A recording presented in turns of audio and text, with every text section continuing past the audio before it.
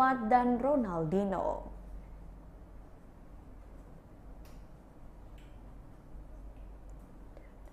Ada Gendong datang ke Andara, gimana nih reaksi keluarganya? ya elah, goreng banget. Jis, tanya yang Roy Jis. Você sentiu indo na casa do Rafi? Maravilhoso.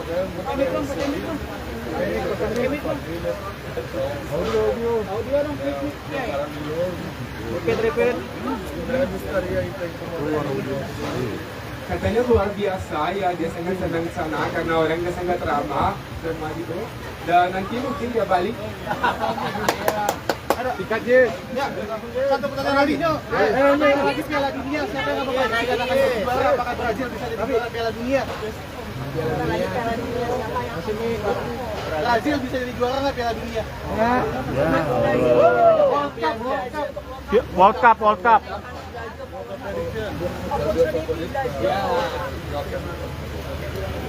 Acredito que o Brasil é um dos favoritos para a Copa do Mundo. Tem uma equipe muito boa, excelentes jogadores. Então acredito que o Brasil vai chegar muito bem. Iya, dia percaya Brazil akan menang ya karena ada banyak pemain bola yang bagus sana di Brazil, jadi ya dia percaya banget. Sepak bola Indonesia dong, pemain sepak bola Indonesia gimana? Dan kesannya melihat São jogadores, né, com tadi udah yang ini talento, enggak? né, estão evoluindo muito a cada ano. Né, tive a oportunidade de ver crianças, né, começando no futebol, né, e dá para ver que tem qualidade. Então acredito que futuramente o futebol aqui ainda vai ser ainda mais forte. Ya, katanya dia percaya banget dengan sepak bola Indonesia karena banyak orang yang baik di sini. Jadi ya, dia mungkin di masa depan akan ada mungkin banyak hal yang bagus dari Indonesia. Oke, terima kasih. Habis ini ada untuk itu teman-teman media boleh untuk mundur. teman-teman media boleh mundur sebentar. Teman-teman media boleh mundur. Karena Ronaldo sedikit beda ruangan. Oke, dengan ini foto terakhir Ronaldinho dengan keluarga Bapak Rudi Salim. Boleh mundur, boleh kembali ke posisi masing-masing ya. Tolong mundur lagi.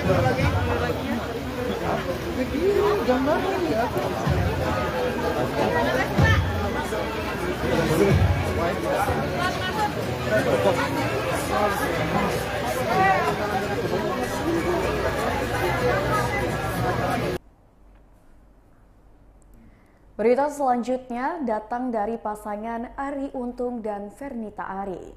Lama tak tampil di layar kaca, Arie Untung dan Fernita Arie miliki bisnis kedai kopi. Lama tak muncul di layar kaca, pasangan artis Arie Untung dan Fernita Arie kini fokus di dunia bisnis, yakni usaha kedai kopi. Sebenarnya kedai kopi milik keduanya sudah beberapa tahun belakangan ini dijalani secara online. Hingga akhirnya, keduanya membuka coffee shop kekinian bernama Aku Ngopi di kawasan Jagakarsa. Rupanya keinginan memiliki kedai kopi offline sudah lama mereka impikan. Sayangnya, impian itu terhalang dengan adanya pandemi COVID-19. Sehingga selama pandemi COVID-19, Arie dan Fernita hanya menjalani usaha kopi secara daring. Dijelaskan oleh Arie Untung, bangunan kedai kopi itu tak hanya menjual Aku Ngopi, tetapi ada butik hingga kantor manajemen mereka. Di sisi lain, Arie menjelaskan alasannya membuka kedai kopi tak hanya untuk menjual kopi, tapi juga ia ingin memberikan kesan yang berbeda. Ternyata selain ingin selalu bersama, Fernita Arie mengaku sangat suka dengan kopi. Dengan begitu, Arie pun mendukung kegiatan positif yang dilakukan sang istri dengan mewujudkan untuk mendirikan kedai kopi. Untuk nama Aku Ngopi sendiri rupanya muncul dari pikiran Arie yang tak lain merupakan singkatan dari nama panjangnya. Sementara itu, Fenita Arie mengaku senang bisa mendirikan kedai kopi berdampingan dengan butiknya. Karena ia mengaku orang yang menikmatinya bisa juga berbelanja baju. Berikut wawancara dengan Arie Untung dan Fernita Arie. Ada satu butiknya di sini, merchandising segala macam, kopi disuka banget di sini. Dulu kan ada pengalaman kesiram air panas lagi bikin kopi. Tapi emang karena dia demen banget bikin kopi. Suka kopi. Jadi ya tadinya apa namanya awalnya agak iseng, tapi jadi serius gitu. Terus mungkin Kak Fenita bisa cerita gitu, ini keunggulannya kopi yang di sini sama kedai kopi yang lainnya apa sih Kak Fenita? Oke. Jadi kalau biasanya kalau misalnya tempat coffee shop itu identik sama cowok-cowok aja gitu kan, karena kopi, tempat nongkrong. Tapi di sini kelebihan kita tuh gabung sama butik kita kan Makaila. Jadi buat teman-teman semua tuh bisa bukan cuma sekedar nikmatin tempatnya di rumah, ngobrol sama teman, tapi sekarang udah bisa window shopping juga gitu ya. Jadi misalnya mau cari-cari baju gampang langsung datang ke sini. Terus ya alhamdulillah kita juga pakai beansnya juga alhamdulillah yang pilihan semua. Terus barista kita juga emang kita pilihin banget yang memang oke gitu. Dan jadi kita udah kolaborasi sama mereka juga ya alhamdulillah sampai sekarang kopi ini juga banyak juga yang udah suka gitu. Mudah-mudahan kedepannya juga lebih baik lagi. Di daerah sini Jakarta udah banyak langganan, alhamdulillah. Dulu yang biasanya langganan di Mampang, yang kerja di Mampang, memang nanyain juga gitu ya. Sampai ada dulu ini drive thru apa pesannya pakai online gitu. Iya, pakai apa namanya? Kita kan nyebut merek gitu ya. Maksudnya nyebut makanan online apa yang beli karena udah langganan. Kalau di sini kan namanya tempat kopi yang buat nongkrong, berarti memang syiar dakwahnya tempat ini orang sekitar gitu. Alhamdulillah. Karena memang ada butiknya, ini memang kalau dilihat sih mayoritas kalau di sini ini banyakan wanita sih gitu. Nalika ini macan ternak Pak. Apa tuh? Mama cantik antar anak. Sekolah kemari. Sekolah kemari karena sini banyak sekolahan kan. Jadi mereka jam 7 pagi tuh udah pada datang karena ngantri anak sekolah, ya udah mereka nongkrong sekalian. Nah, tapi kita nyiapin single seat aja di pojok-pojoknya kita siapin untuk mereka yang masih jomblo gitu yang Ya Allah, ya kayaknya nggak ada harapan dalam kehidupan, dudukin kepala ke kaca. Kira ini kan udah taksi. Kenapa namanya kopi biasanya kan kalau atas kan pakai namanya, pakai nama kalian, pakai nama artisnya. Kan kalau siapa namanya tuh yang punya Apple lu siapa namanya? Oh, itu apa? Ayo siapa? Steve Jobs. Steve Jobs kan kalau karyanya semua ada iPhone, iWatch, ada beras kepemilikan. Nah, jadi untuk produk kita juga aku, ya ini juga aku. Karena singkatan Arie Puncoro Untung. Jadi sama aja, pakai nama dia juga. Jauh-jauh ke Steve Jobs. Pakai singkatan nama juga. Ternyata Pak Arie Puncoro Untung. Ketahuan kalau kita orang Australia ada Puncoro. Tapi Kak Fenita mungkin tadi melanjutkan ceritanya Mas Arie gitu, dulu sempat kesiram air panas saat bikin kopi. Terus alasan karena selain suka kopi, apa sih sampai akhirnya seriusin bikin kedai kopi ini? Ya itu dia tadi, kita tuh awalnya memang dulu. Berita selanjutnya datang dari Dito Mahendra bantah tuduhan yang dilontarkan oleh Nikita Mirzani kepadanya. Nikita Mirzani dilaporkan ke polisi oleh Dito Mahendra atas kasus pencemaran nama baik. Akibat laporan tersebut, rumah Nikita Mirzani didatangi polisi pada Rabu 15 Juni 2022 lalu. Kejadian tersebut juga menjadi viral karena Nikita Mirzani mengunggah video saat rumahnya didatangi polisi di media sosial. Nikita Mirzani tampak tak bisa membendung emosinya karena didatangi polisi di waktu yang tidak wajar. Namun polisi tak berhasil menjemput Nikita Mirzani untuk dibawa ke kantor polisi saat itu. Setelah kejadian tersebut, Nikita Mirzani pun membeberkan hal-hal yang diduga dilakukan oleh Dito Mahendra yang membuat dirinya naik darah. Di mana Nikita Mirzani menduga bahwa Dito Mahendra menyuruh orang untuk mencoret-coret rumahnya, mencoret-coret tempat bisnis salonnya, mengintai rumahnya hingga mengirimkan bunga mengatasnamakan mantan suami Nindi Ayunda, Askara Parasadi Harsodo. Seperti yang diketahui, Dito Mahendra dikabarkan merupakan kekasih Nindi Ayunda. Menanggapi tuduhan tersebut, kuasa hukum Dito Mahendra, Yafet Resi, membantah keras kliennya melakukan hal tersebut. Lebih lanjut, Yafet Resi menegaskan agar Nikita Mirzani melakukan langkah hukum jika memiliki bukti bahwa kliennya melakukan hal-hal yang dituduhkan tersebut. Berikut wawancara dengan pihak Dito Mahendra. Ya, 11/28 Junto nomor 19 tahun 2019 perubahannya ya. Supaya jangan salah, perlu dilihat lagi. Ya, betul. Jadi Undang-Undang nomor 11 2008 Junto Undang-Undang 19 2016 tentang informasi transaksi elektronik dan perubahannya. Nah, sebetulnya kalau kita membaca pasal 23 jelas sekali bahwa barang siapa atau setiap orang dengan sengaja dan tanpa hak mendistribusikan dan atau mentransmisikan dan atau membuat dapat diaksesnya elektronik, informasi elektronik dan atau dokumen elektronik yang memiliki muatan penghinaan dan atau pencemaran nama baik. Itu pasal yang disangkakan dijuntokan dengan pasal 45 ayat 3, di mana di dalam perubahannya hukumannya adalah sesuai dengan perubahan undang-undang itu, hukumannya adalah 4 tahun penjara.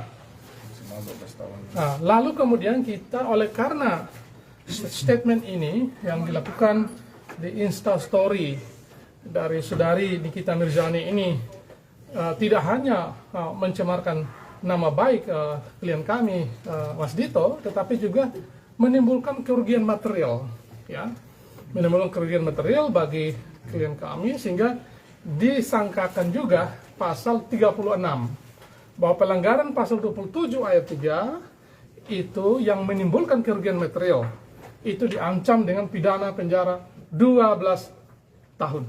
Itu dijuntokan dengan pasal 51 ayat 2-nya. Ya. Dan denda maksimal 12 miliar. Lalu kita juntokan juga dengan pasal 311 ayat 1 KUH pidana. Itu terkait dengan penistaan atau pencemaran nama baik. Nah, perlu kami update bahwa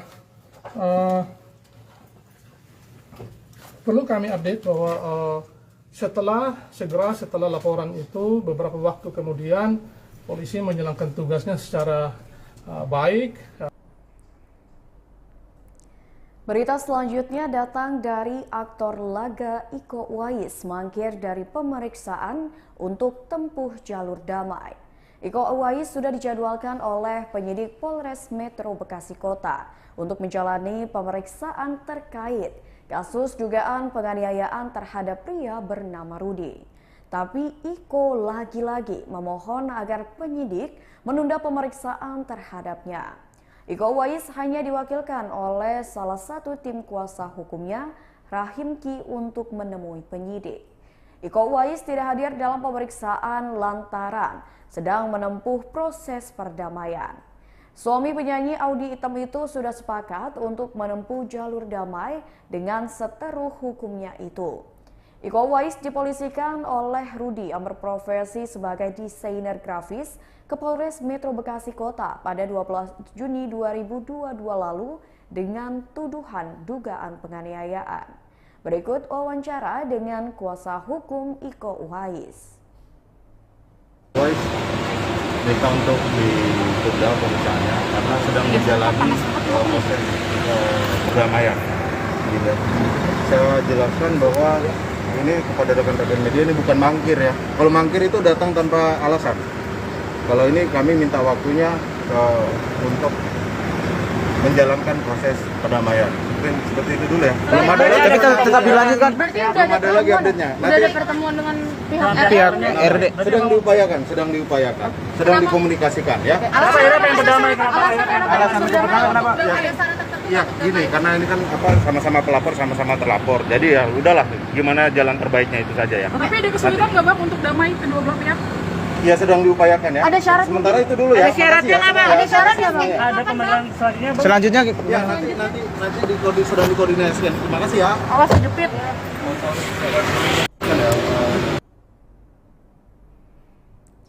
Berita selanjutnya datang dari Iklim Hakim siap hadapi Hotman Paris tanpa Rasman Arif. Melepas Rasman Arif Nasution menjadi kuasa hukumnya, Iklim Hakim akui siap bertemu dengan Hotman Paris Hutapea. Diakui Iklim Hakim jika saat ini dirinya jauh lebih tenang usai menggandeng Abdul Faris Aldonggowi dan tim untuk menjadi kuasa hukumnya. Hal itu disampaikan oleh Iklim Hakim saat press conference di kawasan Kebayoran, Jakarta Selatan pada Jumat 24 Juni 2022 lalu. Dengan begitu, Iklim Hakim mengaku ingin berdamai dengan Hotman Paris. Kini, ia pun bersama kuasa hukumnya tengah mengatur waktu menyelesaikan kasus ini secara kekeluargaan. Sayangnya, hingga saat ini secara pribadi Iklim Hakim tak lagi menjalin komunikasi dengan Hotman Paris. Seperti diketahui sebelumnya, pengacara kondang Hotman Paris Hutapea melaporkan mantan asistennya Iklim Hakim dan Rasman Arif Nasution ke Mabes Polri terhitung sejak 10 Mei 2022 lalu. Hotman Paris melaporkan dengan pasal 27 ayat 3 jangto pasal 45 ayat 3 Undang-Undang Nomor 9 tentang ITE. Pada Jumat 24 Juni harusnya Iklim Hakim menjalani pemeriksaan perdananya sebagai terlapor di Mabes Polri pada pukul 9. Sayangnya pihak Iklim Hakim meminta untuk ditunda sampai waktu yang belum ditentukan. Lantaran Rasman Arif Nasution juga terseret namanya dalam laporan Hotman Paris. Iklim Hakim pun memilih untuk mencari kuasa hukum yang baru untuk membantunya dalam kasus tersebut. Iklim Hakim menunjuk Abdul Faris Aldonggowi untuk menggantikan posisi Rasman Arif Nasution. Berikut wawancara dengan pihak Iklim Hakim. Iya maaf. Waalaikumsalam. Malam buat kawan-kawan media, terima kasih sudah bersabar menunggu yang seharusnya jumpa pers ini dilaksanakan sesuai undangan, namun ada kendala di luar dugaan.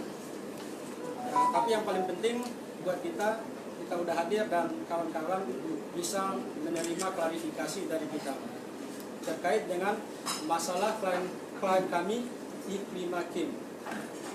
Kawan-kawan yang saya hormati, beredar ya beberapa pertanyaan lah kemudian kemarin itu yang udah sempat ditanyakan tapi belum bisa saya jawab. Hari ini saya ingin ya menjawabnya dan sekaligus menjelaskan masalahnya itu secara utuh terkait dengan masalah pencabutan kuasa itu yang pertama ya. Per tanggal 21 kemarin kami dari tim AA Brother and Co Law Firm dan saya sendiri Abdul Faris Aldonggowi, sarjana hukum, master hukum, didampingi oleh rekan-rekan di sebelah Bernardo Susanto Esa, Sudarmanto Esa, Nurul Ainun Esa, dan di tengah kita sendiri ini adalah klien kami Iklim Hakim. Tanggal 21 kemarin kami dapat penunjukan kuasa dari Iklim Hakim. Ada 2 kuasa khusus yang diberikan kepada kami kemarin. Yang pertama, surat kuasa khusus untuk menyelesaikan masalahnya dengan tim kuasa hukum lama, di mana pada tanggal 16 Juni Iklim Hakim resmi mencabut surat kuasa yang sudah pernah diberikan oleh Iklim Hakim kepada tim kuasa yang lama. Kemudian pada tanggal itu juga somasi datang kepada Iklim Hakim. Belum sempat somasi itu ditanggapi atau dijawab Kemudian tanggal 20 kemarin datang juga somasi yang kedua dari tim kuasa hukum yang lama. Pada intinya bahwa somasi itu hanya menyampaikan keberatan dan kekecewaannya atas pencabutan kuasa yang dianggap pencabutan sepihak. Ya memang ya, pencabutan kuasa memang sepihak. Kalau dirundingkan sampai ada kata sepakat pencabutan kan tidak mungkin kan gitu. Tapi untuk kedua somasi itu berdasarkan surat kuasa yang diberikan pada tanggal 21 itu sudah kami sampaikan klarifikasi atau tanggapan per hari ini, dan Pak Ram sendiri jadi sudah menerima dengan legowo yang itu disampaikan kepada klien kami sendiri, Iklim Hakim. Terus kemudian yang kedua, surat kuasa yang diberikan yang kedua itu terkait dengan masalah hukum. Baiklah Tribuners, itulah berita selebritis bersama dengan saya Mutiara. Jangan lupa untuk terus saksikan YouTube Tribun Lampung News Video, Facebook Tribun Lampung, Instagram @tribunlampung, dan TikTok @tribunlampung untuk informasi terupdate lainnya. Selamat siang dan sampai jumpa.